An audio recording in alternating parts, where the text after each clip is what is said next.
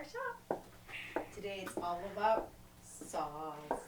Sarah and Wright. The A stands for almost. It's always. We're always right. Yes, we thought this would be a good way to have saw. This is our saw. She came. She saw. I originally was Sass. She conquered. Yes. So we are going to be having some fun tonight, actually going over different types of saws, Eastern and Western saws, back saws, hand saws, panel saws, a little bit about what they do, different types and tooth geometries and so on. And I've got my wife here who is new to the woodworking in general, hand tool as well. So we're going to be actually showing her the basics of how do you use a saw, what are the different types, and you guys get to come along for the fun of it. Last week we did hand planes, which was a very interesting thing. It was a good chance for me to learn how to actually teach one-on-one. I did pretty. But tonight, the nice thing about the bench is you can saw at just about any height you want, so we can set those up and she can work on this. AKA the shop is too messy right now to move the other bench. Well, the other bench is actually a bit too low for her. It's easier. It's closer to her height than this bench. But yeah. So for planing, we actually were playing with it last time, and she got to play on the kids' bench, and it worked fairly well. Afterwards, not live. Cool. Upcoming events. Let's see. We just had the Midwest Tool Collectors meet in Iowa, and that was a lot of fun. Actually had the kids there at the meetup. So for those of you who came out, thanks for that. It was a good time. And that was one of the best meets I've ever been to, one of the largest tool selections. It was absolutely phenomenal. If you guys ever get the chance, the Midwest Tool Collectors meets are so worth it. You got to be a member, and then you pay when you get to the convention, but it's worth every penny. So mwtca.org if you want to find out more. And more women can show up that aren't grandmas, sorry. Yes. they do a lot of separate things, and we're talking about trying to make it more family oriented. So y'all got to come out. Yeah, I want to think about doing like a kids demonstration and actually bringing the kids bench and having a place so the kids can come and play with the saws and things like that. That'd be kind of fun. Because then you can justify it that you want it and the kids want it. It's a family activity. Yeah. See, and kids are free. I'm helping. So yeah. Well, I was thinking for them to buy tools because then they can justify it. Oh yeah. Let's see other things coming up. The 20th of October. Yes, our kids are upstairs, so they're a little loud. 20th of October, so coming up, I'm going to be teaching a dovetail class just outside of Austin, Texas, as well as there will be a Midwest Tool Collectors meet, a semi-unofficial one, but it'll be a tool meet where you can come and buy hand tools. It's at Pioneer Farms, I believe is the name of it. I have a link to it in the description of this video, as well as it is the top of the comments if you're currently live chatting. So you can scroll up there, pioneerfarms.org/calendar, and you can come have a class. And we'll be teaching dovetails live. There's no live peoples. There's lots of live peoples. There is no live people. Are we not showing Oh, up? can people not see me? You're just hearing voices? Let me go and check I can only it. see a bench. Let me go check that out. Sorry. I got to get a new feed here. Now you're going to see lines. Then the lines will disappear. What's that? Said the dad joke made a strong comeback. Did you make a dad joke? I don't know. Did I make a strong? Analytics. Oh, let me pull this over. There. Is that better? Come here, please. That would be fun. Now you can see me. Yeah, there are a ton of tool stores in Maine. I'd love to make it out there sometime. So hopefully you guys can see me now. Cool. Yeah. So let's actually get into the saws. This is so sad. Have you guys not seen my shirt Yes, yet? we're thinking about actually doing this for a series of shirts so you can buy Sarah's Word by Wright S.A.W. shirts. So if anyone's interested in that, thanks. There you are. Yeah, sorry about that. I got to buy a better dongle. This is what happens when I'm in front of the camera. Yeah. Before I do that, let me make sure that I don't do that so our computer doesn't disappear. A better dongle and then longer connection so we're not way over there. But let's actually get into some saws, since that's what we're here to talk about. My wife, saw. And where did I put the little clicker so I can switch back and forth? There it is. boy, tonight's a good one. So one of the first things that most people have a question about when they get into saws is what's the difference between Eastern and Western saws, or Japanese saws. And Japanese saws actually come in a bunch of different styles. You have your Dozuki and your Ryobe and a lot of other names that I don't want to get into. And the big difference between these is the teeth are actually angled back. So this cuts on the pull stroke, pulling it towards you. Whereas with a Western saw, all the teeth are angled forward, so you cut on the push stroke. Up front, it sounds like it's a pretty obvious difference, and there really isn't that much to it. But in the mechanics of how the saw works, it makes a big difference. In the pull stroke, the leading edge of the teeth are on the back side of the board. So if you're cutting through the board, the leading edge is behind you. And you have no control over this end of the saw out here. You only have control on your end of the saw. So when you're trying to guide it, if you're twisting the saw to guide the cut, you're really not going to be having a whole lot of difference in being able to guide it. So with a Japanese saw, when you set it up right, it will cut a really nice straight line no matter how much you're trying to mess it up. And so that's why a lot of beginners really like Japanese saws. They tend to cut straight because any small movement you have in your hand isn't going to affect the cut. So if you have bad form in your hand, this will still cut straight. Whereas with a Western saw, because the leading edge of the saw is on your side of the cut, any little bit of movement is going to force the saw off the cut. I'm a little scared. What So any bit of movement you have is going to want to mess up the cut. And that makes it very hard for someone beginning. But once you get used to it, you can guide a cut beautifully with one of these because you have all the control over it. James, did you get your own bench? I do want to make a bench for her. That would be actually a fun first project, make your own bench. So I do tell people that's really the best tool to build first. Where was I? Oh yeah, so for someone who knows how to cut, a Western saw can actually be more beneficial because if something comes up or you're starting to go off the line a little ways, you can bring it back in. You have full control over it. But if you're over controlling it, you're often going to be veering off cut big time. Whereas with a Eastern saw, you have less control, but if it's set up right, it will track nice and true. That's the biggest problem that most people have up front. Make sense? Am I missing anything?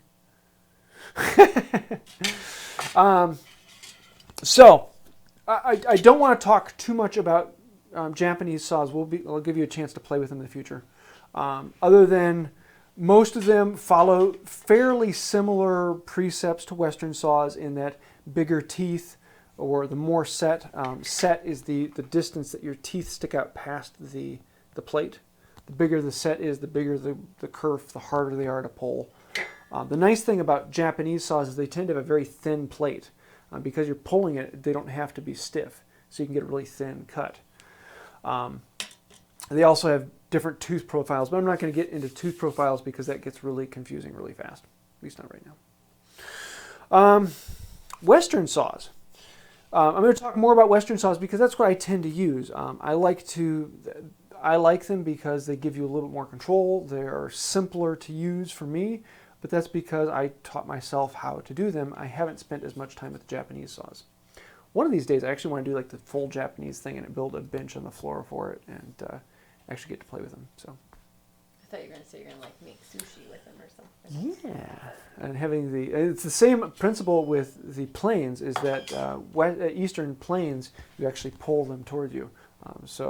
Whereas with a Western plane, you traditionally push it. But you can always turn it around. You can't turn around a Japanese saw. It doesn't work very well. You can.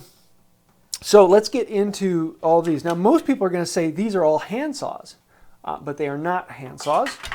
The only one here that is a hand saw is this one. A hand saw is traditionally a panel saw that is 26 inches or longer. But that being said, if you call any of these a hand saw, I'm going to go, yeah, it's a hand saw. But actually, if you're talking about names, this is a hand saw. Usually it has big teeth. This one has 5 teeth, 5 points per inch. So if you go 1 inch. TPI, I know that. Yes, TPI. There's also PPI, points per inch, and TPI, teeth per inch. Normally I go with PPI. It's a little easier to figure out. but there is slight differences. But this one is for your big cuts. Usually the bigger the teeth, the rougher the cut. The bigger the teeth, the faster it cuts, but also the more you're going to have to clean up afterwards. And this is also a rip cut. All the teeth are shaped like chisels. I'm not going to go into that too much other than to say that there is a difference. Rip cut cuts easier on rip cut, and cross cut cuts easier on a cross cut. Do you know what rip cut, cross cut are? I don't know if I let me go into that. That'd be a good basic. So here we have a board, and on this board all the grain is running this way. A rip cut, where if you imagine a piece of paper and you take the piece of paper and you rip it, and it rips down the grain. Okay. You really can't rip it across the grain. Wood just doesn't want to do that. Whereas a cross cut cuts across the grain. A rip saw rips with the grain. Then the question always comes, what happens if you want to cut at 45 degrees? Do you use a rip saw or cross cut?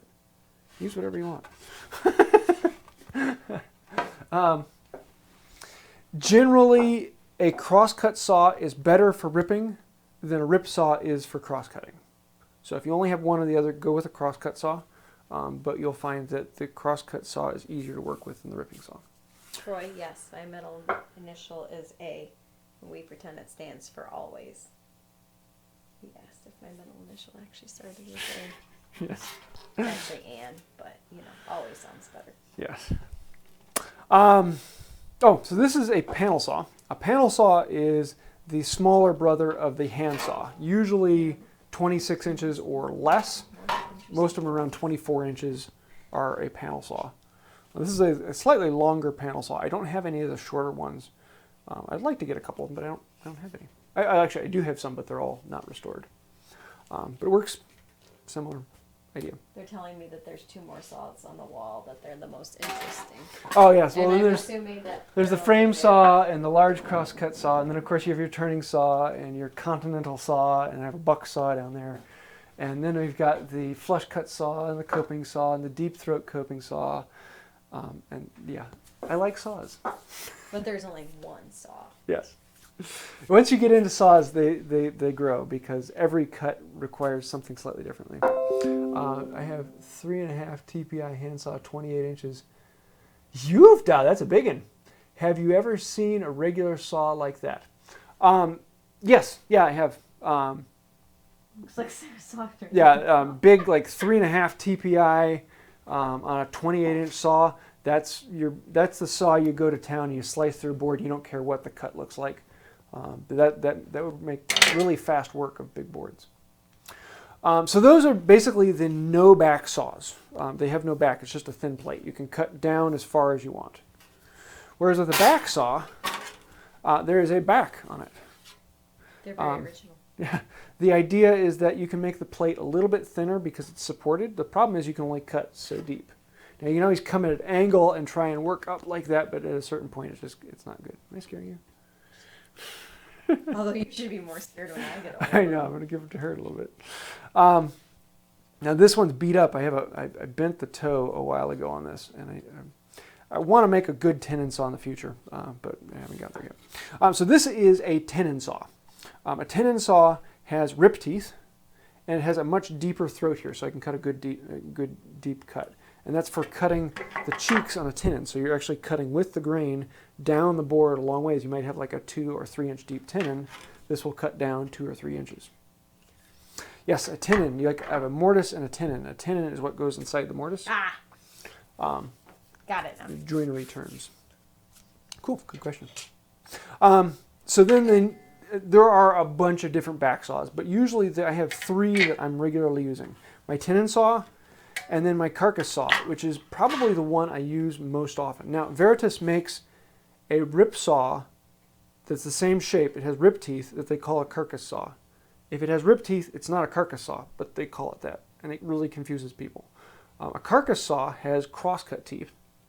So whereas the rip saw will cut down the cheek of the tenon, the carcass saw then comes in and cuts the shoulder of the tenon. So it cuts across the grain, 90 degrees to what and that's why it's a little smaller, because rarely are your shoulders much more than like a ½ inch or so.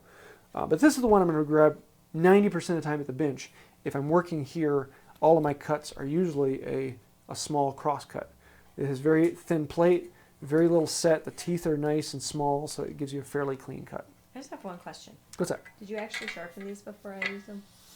They have recently been. Well, this one's getting really dull, but this one. Just I haven't saying, sharpened that don't one about set 6 me- months, but don't no. set me up for failure on the line. The nice thing about saws is they actually are easier to start when they're dull. So they're easier to play with when they're dull. They just don't cut as fast. So it's better to learn on a dull saw. But then you feel a sharp one. It's like, oh, wow, this thing cuts like fast. Cuts like fast. Very technical.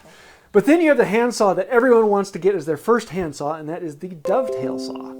And the dovetail saw has rip teeth, because usually when you're cutting dovetails, you're cutting the end grain of a board. What's that? Like Evan says, please mention the use of fine rip back saws for cross-cutting because small teeth relative to the fiber Yes, size. that's the carcass saw. It has very small teeth. And that's why I use it the most often, because it gives you a fairly clean cut and it's fairly easy to use. Matthew wants to know, do you wish it was an inch longer? No, actually I like the length of it. I really like this for the carcass saw. I don't have a huge need for it to be longer. Now that being said, I've never used a longer one, so who knows, I might. Now I was thinking, well, I don't know. Oh, no, my dovetail saw is actually fairly long for a dovetail saw. Though there are, like the stiletto is even longer than that, but that's one made by Bad Axe Toolworks. This one is made by Bearcat, one of the most beautiful saws I own. Brass back, wavy cut. Really love this thing. But a dovetail saw is usually like the first thing all power tool people are like, I need a hand saw. I'm going to get a dovetail saw. When really this is probably the least used of all my saws here. It's probably even less used than my Ryobi, because you need to have small teeth, small cuts on a rip, and usually that is kind of hard to come by. So, and this has a really, really tiny teeth. I think he has like 16 TPI in this, and you can get them down to like 20 TPI. And usually dovetail saws have very, very thin plate and very, very small teeth. So that's a quick run through of what the saws are. Basically, if you keep in mind, the bigger the saw is, the bigger the board it's intended to go through. So basically, if I have a 2-inch wide board here, I need to move the saw at least 2 inches to remove the dust from the teeth.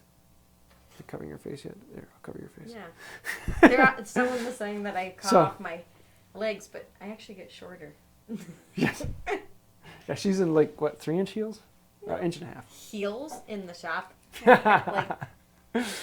Kind of like clogs on. So basically, if you think about the longer the saw, the thicker the board you can cut through. The bigger the teeth, the faster you cut. But the smaller the saw, the more control you have. The finer the cut is. That's my problem. And the smaller the teeth, the smaller the saw. Smaller the person, smaller the saw, the more control. Yes. The smaller the teeth, the cleaner the cut you're going to get. And so you can get a really nice finished surface off that. That's where a lot of these really fine Japanese saws have like 30 TPI teeth with a blade that is paper thin and no set at all. So they just cut a perfectly straight cut.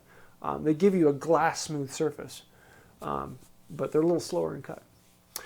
So what do you say we actually do some work here? Sarah, are you... hating this? I love the faces here. A lot of it's going like this right now until I connect. I'm a hands-on. It's almost like looking at a PowerPoint, lots of talk. Yeah. Okay, let's get into the action. A little less action. A little less talk and a little more action, please. Okay, channel 2. And let's set up a board here for you. So you come around here, and I'm going to show you the proper saw form. And one of the nice things with the saw, I'm going to start with a piece of, actually no, that's going to be a bit soft, so it's going to go slowly. Blue dot.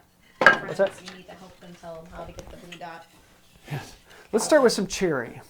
Now with this saw, I like it up that's here. a much smaller board than last week. Yes. I like it up here where I'm working at my hip and my arm. If your arm is swinging at the side, your arm stays parallel to it, and that's the hand height you want. I'll get it right at my hip. So I want to see where your elbow is. Okay, because now the nice thing about this is I can put it here and you can work off the end. Or I can even put it lower down here, which is what I'm probably going to do for you. I don't know if they can see that. Yeah, I'll move the camera. But then this will allow you to stick the other end in there. Cut. And so I'm just going to stick a board on here and help you work on form. Now we are cutting cross cut. Ooh. I got a new cable, so hopefully I'm not going to disconnect here. And I want to show you the proper form. And rarely do I mess much with proper form, but with saws I do. And we'll start with this little one. So we're cutting across the grain. And here, why don't you step over here so you can see what I'm talking about. What we want to do is your back leg is back farther. Can you back up a little bit so you can see? Your back leg is back and at like 90 degrees to your cut. Your front leg comes forward and your knees are a little bit bent. Make sense? So you're kind of in this springy stance. Then you put your saw on here, and what I like to do is pinch the back of it and let the saw slide on my thumbnail. So if I'm pinching here, my thumbnail then becomes that guide. Make sense? Then the most important thing about the saw is that your saw is in line with your hand, in line with your arm, in line with your elbow, and all the way up, so that this motion is all one movement. The problem most people have is they get their body in the way, and their hand sticks out like this, and that makes them cut at weird angles, forcing one way or the other. So get your body out of the way, and then look down your shoulder, and you should be able to see your shoulder, your arm, and your saw all in one line. Then when you start the cut, you want to take the weight off the saw. All the weight should be back here on the heel. So everything is resting back in there. So you should be able to balance it between your hand here and your finger here. Pointer finger points the direction you're cutting. And so when it's setting on there, you should be able to run it so that the teeth just nick across the top. And then when you're ready to, just let the weight of the saw rest in, and you're cutting. So I'll let you get into position and give it a try. Guys. Here, move over by the camera. Oh, I could pull up Afrikaans and someone might actually know what I'm saying.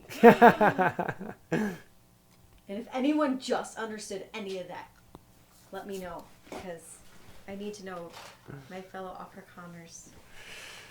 Okay. And then I can explain why I know that. Anyways, you want me to do the cut you did or in my own cut? Don't just start beside it. Put your right leg back. Turn your foot about 90 degrees to the cut. Wait, hang on. Yep, like that. Back a little bit farther. I'm not going to reach anything. Yep, you're fine.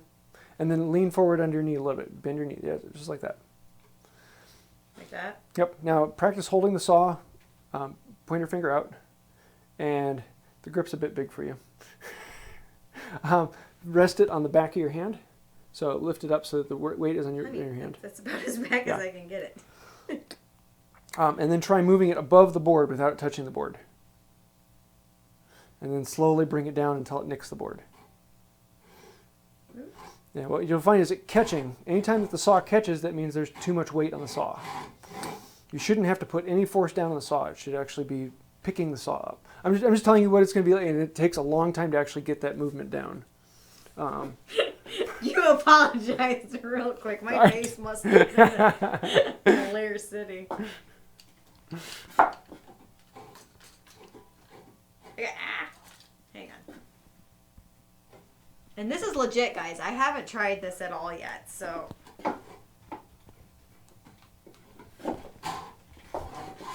There we go. In fact, the filming guide is a little. Okay, now you got the curve started, and that's the hardest part. Is once you get the curve started, you're good. Okay. Now the question is, what you're doing is you're using like that much of the saw right now. Yeah. The idea is you want to be able to get the back to be about an inch or so from the last teeth. Rarely do you ever use the last few teeth. Okay. Especially with the back saw because your hand is right here. And then you want the toe to just barely go into the wood. Here, let me move this over and show something nice.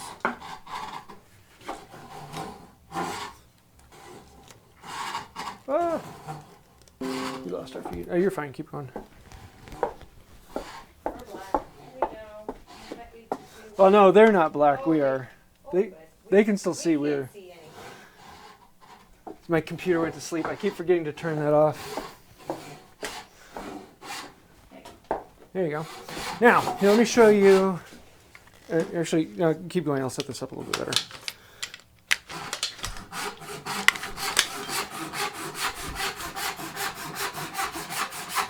Yeah. Happiness. Cool. So I was going to actually set this up here in a moment and show you what you do in ARM. Sorry. What's that? I'm trying to read from here, but my eyes are James, not where that did you big. get the courage to try and teach you? It's very true. It does take a lot of courage, but let me move it out a little bit farther. Okay, so now I want to show you what you look like in line. And one of the things I like to tell people, and I learned this from Shannon Rogers at the Hand Tool School, is whenever you're having problems with sawing, get out a camera and video yourself. So once you set up for it, and hold it like you think you're about to cut, and then look at the. Oop, I guess switch it over. We're here too, so she can actually see what she's seeing. You can see your hand in line with your arm, in line with your elbow. Let's see if I can move back a little bit more. No, I can't. And so you can try cutting and watch what happens to your elbow.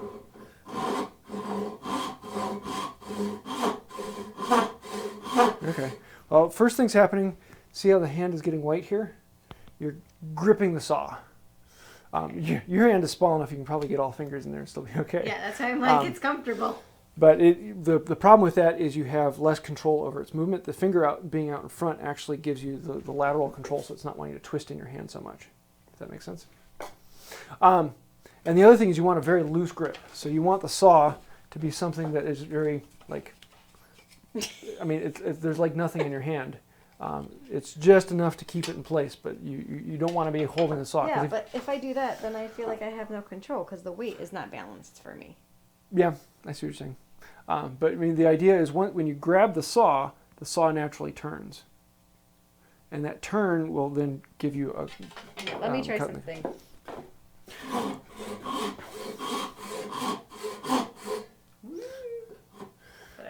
Yeah, those of you watching, you can see her elbow is out here. Oh, now she's back in line. I'm sleeping in the doghouse.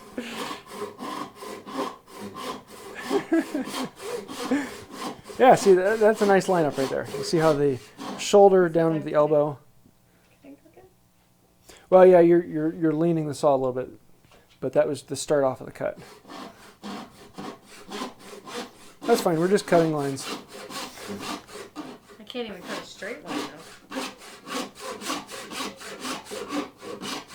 Now, do I want to be straight across or do I want to angle it a little bit? It depends on if you're following a line. Because if I'm following a line, I'm usually going to be angling down and following the line on my side.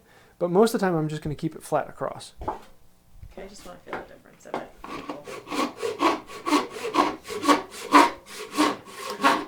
Now, what happened here is when you went down, your body actually turned over, and that pushed your shoulder off. And now your arm is back over here. So you can see how when you're pushing it, like kinks with this being the fulcrum. No, I'm not seeing that. I'm trying not to cut anything. Cool. Let's do one more with this saw and follow a line. I know. Back over. Let me grab a square. No way we laugh. Next will be an apron dish. I actually like woodworking. Should using this to make you happy. Yes. I bet that glare was epic. What watch does Sarah have on? It's a Fitbit something. Blaze. Blaze. Okay, I'm gonna draw some lines. He got the new lines. one. I got the old one because I'm cheap and I don't spend money on things like that. That's why it's also much bulkier than I would normally. Not as bulky as mine. Like that's something I'm proud of. Okay, so we drew a line on this. Now, what you actually... Wait, is this the one? Yes, that line right there. Okay. It's the knife line. Ah, knife line. I was looking for a pencil line. So what you want to do is, we've got this line here, and theoretically, you want to stay on this side of the line. Okay, wait. I want to stay that way. On this side of the line, so that the teeth just barely nick the line. Does that make sense? So I should be able to see the line when I'm Yes, cutting. so you'll see the line on your side of it. Now, what some people do is called a knife wall. And you can actually come in here. And that's what Paul Sellers is always doing, and that's what people are talking about in your little chat. Yes. Yes. She's good. You just cut out that little bit there. What that does is it kind of holds the plate inside. It holds the blade inside. I don't normally use a knife wall because it doesn't really benefit me that much. I've gotten to the point where I see a line and I cut it, and it's just not worth the time to put it in a knife wall. But some people really like it, and some people swear by it and will do it for the rest of their life. So whatever works for you. But a knife wall is great for beginners. It just makes it a little bit easier to put that in. So once you get that a try, and what you want to do is once the teeth nick in a little ways, that first 1/8 inch is where you develop your line. And so if it's off, then that's when the saw starts to skew. And if you notice, I didn't draw a line on this side of the board so people can't see when you mess up. I'll be able to look at it and go, wow, that's a perfect cut, babe. Yeah.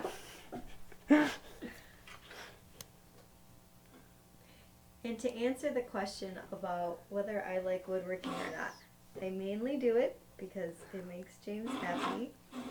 And then I have leverage for when Sarah really wants to do something. And then, but I like learning things. So who knows? Yeah, for roughs, the A stands for Anne. Sarah will tell you it stands for always. Sarah is always right. And I will tell you it stands for often, but that's because I don't spell well. I was going to say.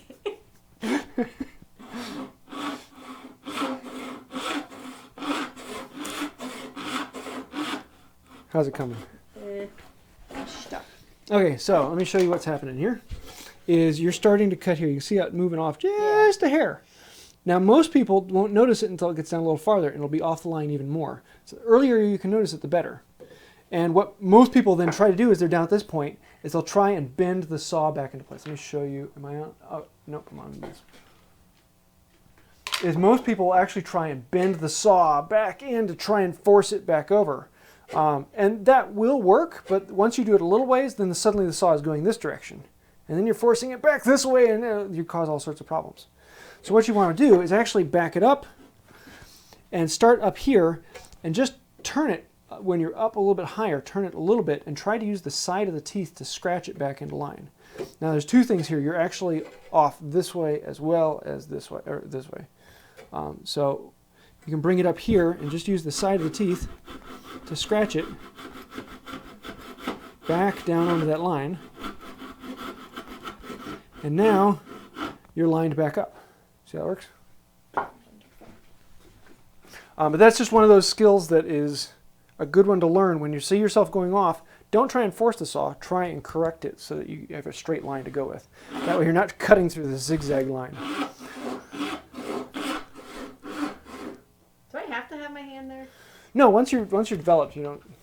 Well, I'm going to consider myself. Unless you're like a bench. It's more like I just don't like my hand near sharp objects. No, I mean like once the saw has been, Oh. the line is developed. I gotcha. Your hand there guides the first little bit. Okay, now what you're doing is you're forcing it in. Yes. Try and take the weight off the saw so the teeth do the cut and not you. Because it's okay for a little while, but once you cut for a while... But I have a question, though. What's that? Is it also because I'm not tall, so I can't... I mean, I No. know you've seen. Yep. No, the reason being is when you're putting all the force into the saw, you're doing a lot more work than you need to do. And it's fine for one cut. But if you have to do multiple cuts, then it really wears you out quickly. That's why a lot of people think hand sawing is a tedious thing. But I can do it all day long because I'm not actually forcing the saw. I'm just letting the weight of the saw do it. I'm moving it in and out rather than letting it cut. Okay. Well, I'm also thinking about body type. Mm-hmm. No, right there. That's the form you want right there. It feels like it's going a little slower. That's okay. It'll also give you a cleaner cut. Just don't ask me what I'm imagining right now. Teasing.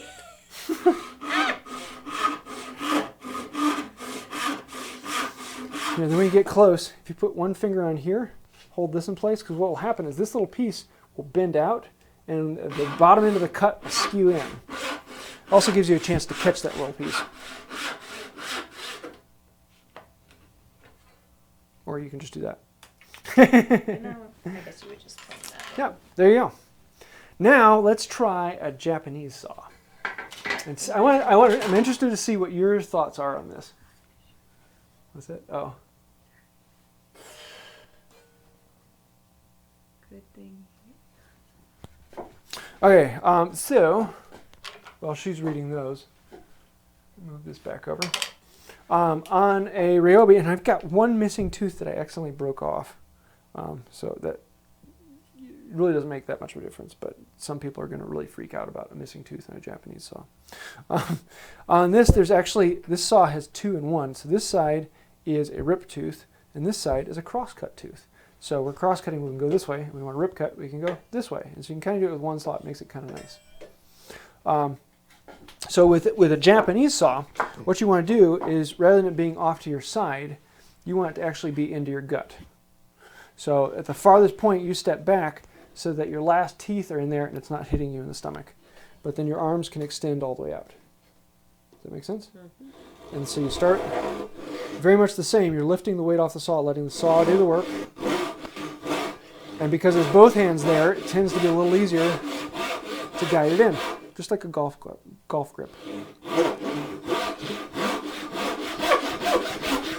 And now I'm getting all slap-jawed. Now you can tell this isn't my normal saw. Yep. My form is way off now.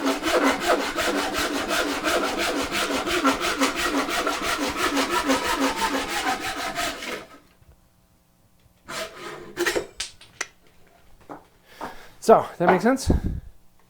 Sure. Let's see what you think about that. Because some beginners love Japanese saws and some really don't. Side. Yes. No leg pulling. So, yep. am I about there? Yep. But I'm gonna start here. Yeah. Ooh. The blade's not that long.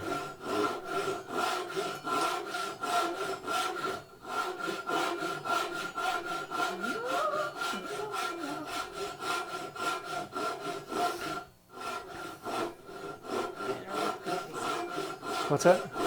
Talking to myself.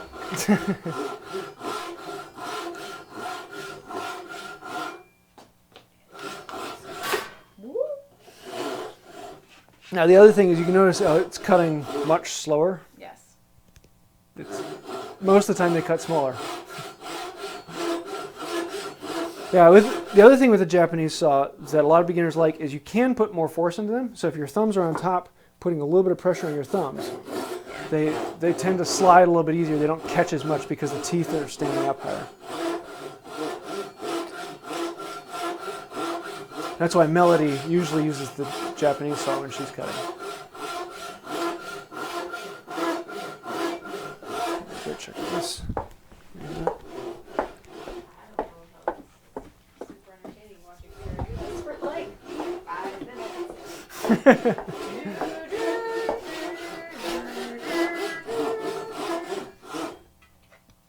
Am I doing this till it cuts off? Because we could be here a while. Yeah, you're down what, a ½ inch? There you go.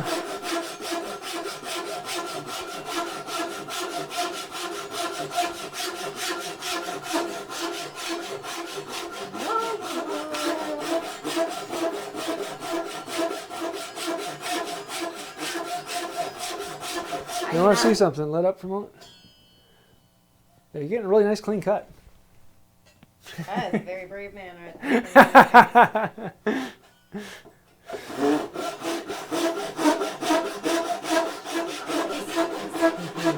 You have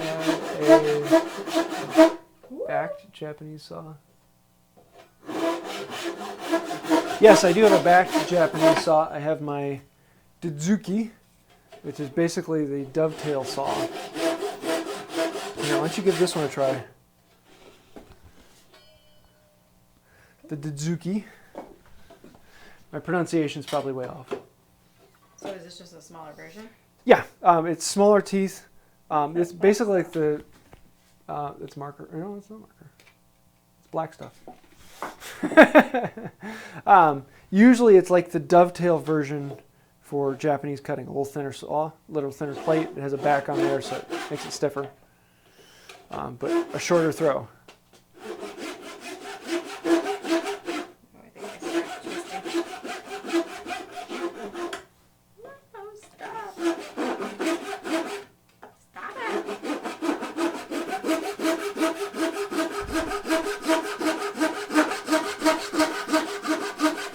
I think the teeth on this one are actually a little bit sharper.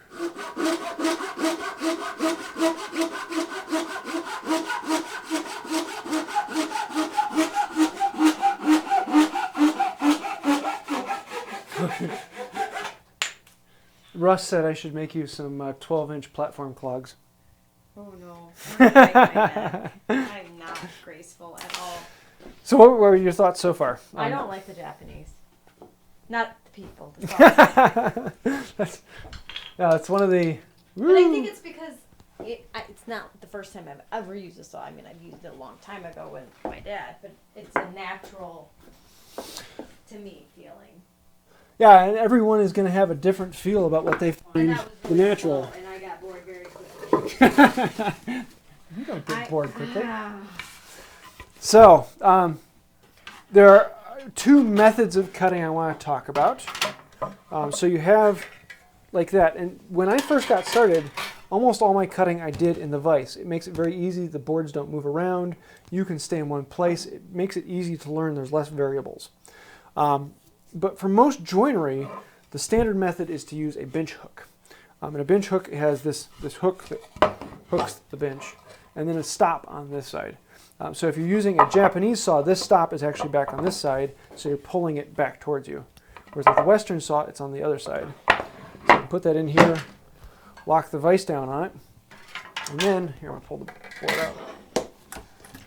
This is set up here so that rather than loosening and tightening the vise, you can set it up here on the slot and cut to town. And you're also cutting across the face rather than cutting across the edge. Does that make sense? Mm-hmm. And so I don't know if this is something you want to try, but I wanted to demonstrate it. But, a lot of people think this slot is so you cut perfectly 90 degrees down. And it can be that way, but you can see how wide this is. At one point, it was the thickness of my blade, and now it's not. And a lot of times, I'm actually working out here on the side. The slot is if I want to protect one side and keep both from going. Now, I do have these ones set up that I don't use that often that are at 45 degrees, making it a little bit easier that way. But I rarely use those. So in the same idea, you just hold it, let the teeth nick. Just let the teeth nick, don't let them grab. And then you cut down across. The difference is you're putting your weight into this and pushing it back, which I don't know how it's going to work with the bench being up this high for you. And then you can go to town.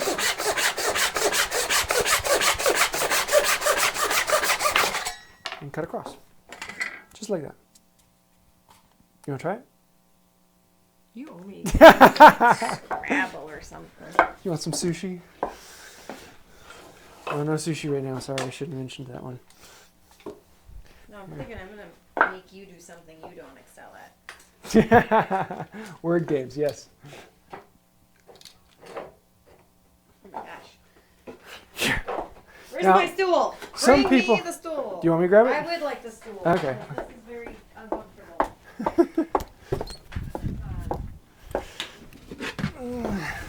Short people got nobody.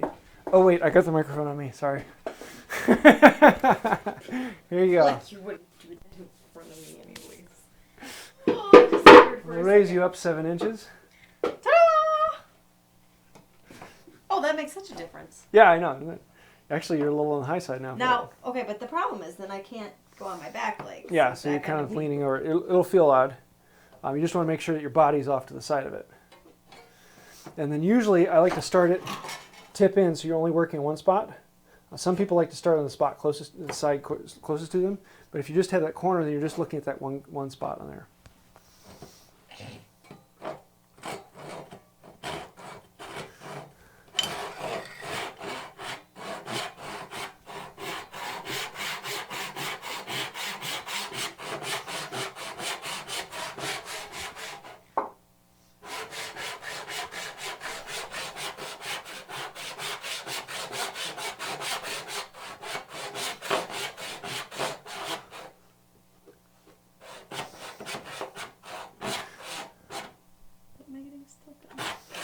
The board is sliding to the side, and you're actually Yeah. pinching it between the board and the fence.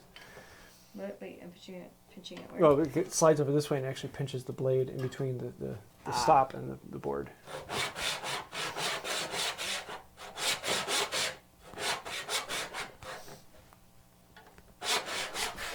Let me set this up.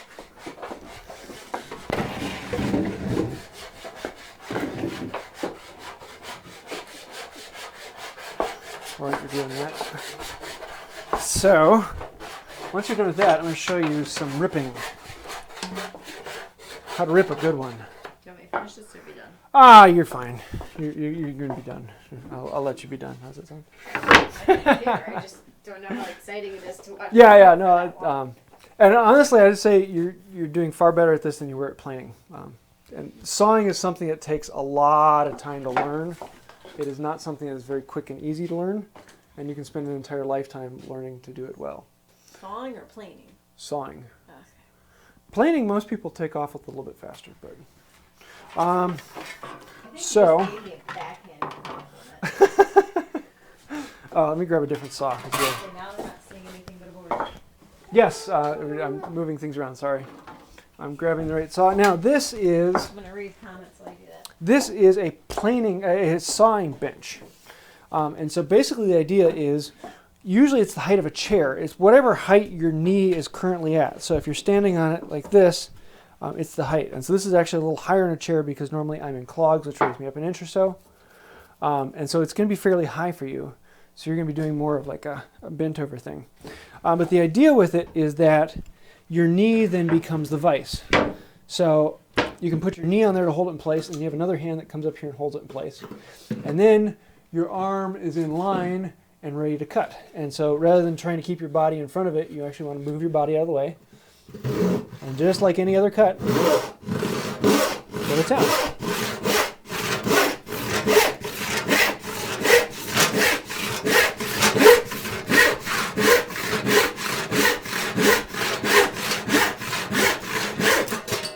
Just like that.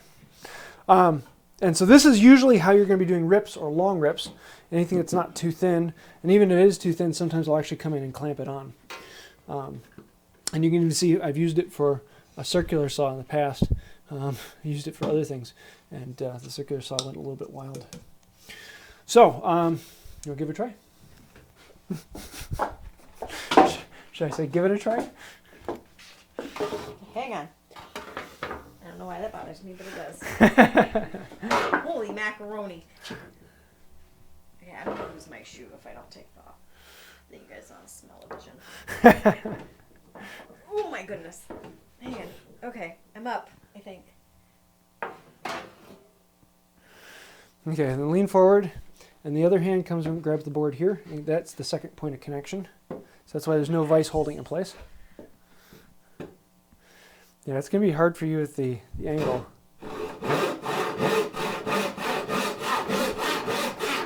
Wow.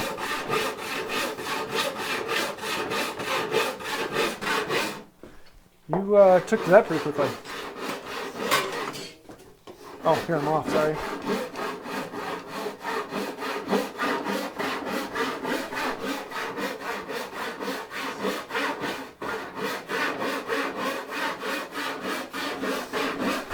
Okay, now a lot of people complain about it being a problem with their kneecap, and I don't know how it would be for you, but I actually have no issue with it at all. And then on my kneecap. But then there are a lot of older people who have issues with it. Why don't you give this one a try? Now this is a handsaw with big teeth, and let me talk a little bit about how do you start a cut. Can I make a comment about that for people who are more my size? So this part was super uncomfortable. Like I don't know if you guys. Oh, is can it see sliding my up onto your hand? Because it's all red. I don't know if you guys can see that. Like, to just, for control's sake, because I want to grip it lower so I have more grip, but it just naturally pushes up, and that's just really uncomfortable. What do you say about that? That's the horn I just replaced. I did that horn.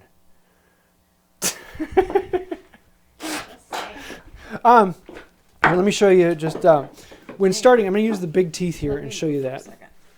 When starting a big tooth saw, a lot of people have an issue with it, is that the big teeth, every one of these teeth catches. And so what some people do is I'll actually start in the backstroke and use it to cut backwards a little bit. And so you get that little notch that then you can start forward on. I find that to be a little annoying because I just rather take the weight off of it and learn to saw than have it pull it back. But everyone's a little different, so some people like that. But learning to start a big saw like this, once you can do that, you can start just about any saw.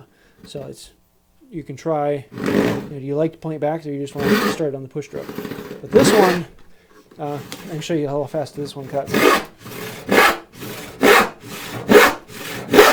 5 strokes. So it's a fast saw. Here. Is that going to matter? No. I just wanted to be able to start a cut without trying to. Let's see. Oh, what nice teeth you have. Thank you, Ed.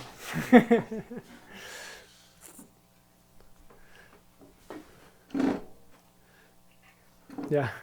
Oh my goodness. It doesn't hurt that saw is a heavy one. I feel like I'm planing again. Here, see if you can move it back and forth without touching the wood. In other words, lift it up like an inch away from the wood. Like that? Yeah, and try and keep it there. And that's basically what you want to do, but then just nick it. I've nicked it a couple times. Yeah. Okay, why don't you try doing a backstroke then? I'm trying. It's the front stroke. Hang on. Let me do one really. See if I can do it. No, stop it.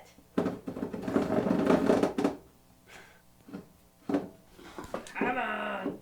I'm just going backwards.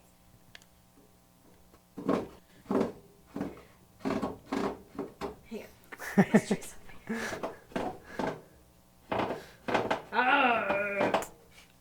Yep, this one's just a hard one to learn because being able to Is this take my the weight. black diamond? Yeah, yes, pretty much. Being able to take the weight off the saw.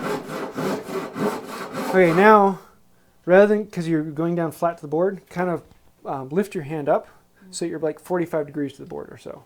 Like that? A little higher. Right there, yeah. But I had momentum. Okay, that's just not comfortable. Why do I need to be that high? Well, yeah, yeah. If the bench were your height, that's where you want it. But it's not your height, so. I hope you're counting strokes because I want to see it. That's the difference between someone who can make it look easy and someone who is learning. So. Cool. Now you got the idea of that. So you ready to make your own bench? I'll set this back up over here then. So yeah, that is the fun. If anyone has any questions you want us to answer before we wrap up, figured I'd move back over here. You know, I don't feel it actually straining the muscle as when I first got started. I remember being like, oh, my arm is dead, but now it's just in body mechanics. The more your body learns the mechanic, the less your arm is actually doing anything other than forward and backward. And it's not something you can learn until you actually do it. What PPI is the big saw? That is a 5 PPI. TPI would be 4. So it's not the biggest, but it's a pretty big one. And getting that started, I mean, some of these teeth are they'll catch a good bit. And so it's they're asking if you're not going to show me the big frame saw. Actually, I have a video. I'm trying to remember what we were working on. Oh, I did use it once. Yeah, she's in one of my videos using the big frame saw. What are you building? I don't remember, but Is it you the dresser? cut. Is it that one? Yes. I was resawing the bottoms of the drawers in the dresser. So I was taking a 1-inch board and ripping it down into 2 3/8-inch boards. So we were ripping through about 8 inches of stock. And she came down and gave it a shot. And you probably ripped about an inch or so, but it was really slow going. I picked the best 3 seconds of the whole saw. It's easier to put in there, but So now you got to go look for it. Apparently. I would pull out the big frame saw, but it's actually a bit of a pain right now because my bench is over and it's There isn't enough space inch-wise, so I don't use the big frame saw as much as I'd like to. Shop space. Not going to show her the big, yeah, sorry. Could recommend 2 planes. What would you select? Recommend 2 planes. If 2 planes, then a number 4, and then any other. A number 4 is my personal first preference. You can do anything with a number 4. Jointing becomes a little bit of a problem because you have to use a straight edge to tell you what is true, but you can still joint with a number 4. Number 5 is traditionally considered the jack plane, as in the one that will do anything, but different preferences for different people. After that, having a good joiner might be a good thing, so 7 or 8. But yeah, 4 and a 5 are the ones I grab the most. So yeah, it just depends on your. Oh yeah. So yeah, that's about what we've got for tonight, and I'm hoping you're liking this. I think next time we're actually going to start talking chisels, and that should be a little bit more fun. We shall see. It's far less. It's when I give my wife this and run away lest she starts swinging it at me. If I was going to hurt you, I would have done it when you convinced me to do a 31-mile trail Ragnar and Cash. Yes, my wife is a good one. She runs with me. She does saws with me. I married a good one. Super helpful, easy to understand. Yeah, apparently I just like being guinea pig and thrown. Yeah. But if we keep this up, we'll have to do a project. So I haven't figured out what we want to build. Usually the first thing I tell people to build is build your own bench. But I don't have enough space in here for another bench. You better finish that table because... Yeah. Usually the next thing is a joiner's mallet. It's a fairly easy project, and most people can do it in a day, but it teaches you the joinery, the mortise, the tenon, large block cutting, shaping, and so it's a useful tool, and it's a relatively easy one to make. Another beginner project is winding sticks, because if you're going to make your bench, you're probably going to have to make winding sticks to tell you if it's flat, so that's a good one. But I think that is about it. Do you have any other thoughts you want to say? Anything you found interesting? No. Yeah, I have to say that the thing about saws is they take a while to learn. To track a line nicely, there are things you can do. There's body mechanic and technique that you can learn that make it easier. But even that being said, you're still going to spend a lot of time learning them. It probably took me about a year, a little less than a year or so, of using a handsaw every day in order to track a line. And so now, when I cut a line, I cut dead on the line. I don't get anywhere away from it. If I have a line, I cut it. And usually it takes 1 or 2, 3 passes with the plane, and I get a nice smooth surface. But that takes a lot of learning to do, and so don't be discouraged when you cut it and it doesn't go well. Or it doesn't go at all. Yeah, it's something you got to learn, and so it takes some time. Yeah, so I think that's about it. So if you have any ideas, thoughts, comments, let us know. To the shop. Yes. Tape down the middle. I have all of your tools. I paint mine blue. You paint yours pink. Yes. Cool. I think that about does it. You have anything you want to say? Until next time. She came, she saw, she conquered. Yes. Let me go over here and turn it off. When you sign off, I forget. Until next time, have a wonderful day. See y'all later. Ciao. Auf Wiedersehen. Goodbye.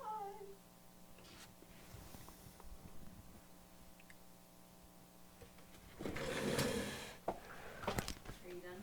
Yes. I suppose we should go put some children to bed.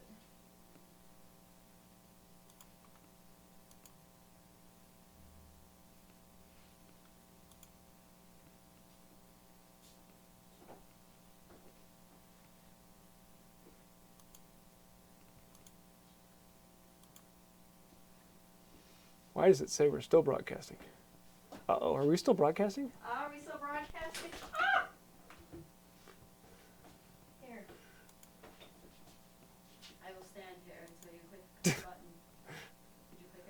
No, I'm trying to get back to it. Oh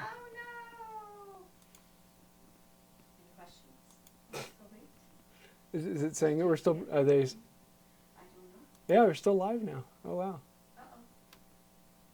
No, apparently for some reason I logged out of. It logged me out of YouTube while doing this. Okay, Okay, ask so me any questions, James. Oh wait, no. see you later.